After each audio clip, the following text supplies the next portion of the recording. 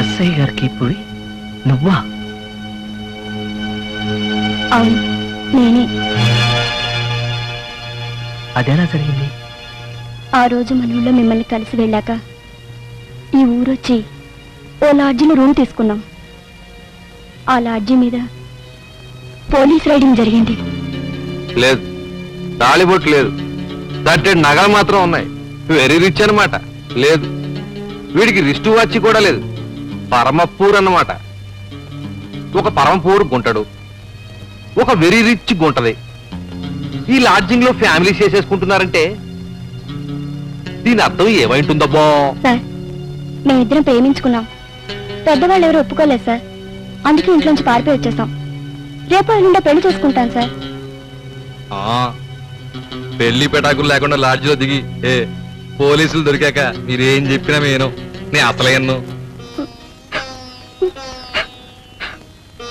అలా మా ఇద్దరిని వేరు చేశాడు. ఆ తర్వాత నన్ను అతనికి ఏం జరిగిందో తెలియదు. ట్రైన్ కింద తలపెట్టి ఆత్మహత్య చేసుకున్నాడని ఊరంతా చెప్పుకున్నారు. నువ్వు మాత్రం నాకు సహాయం చేసి పెట్టు. మన ఊళ్ళో వాళ్ళు ఎవరికి నా విషయం తెలియనివ్వద్దు. నువ్వు కూడా ఏం ఆలోచించకు. అలాగే.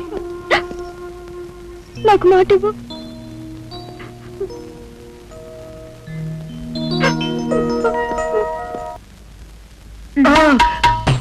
ఏమిటి నాటకాలు?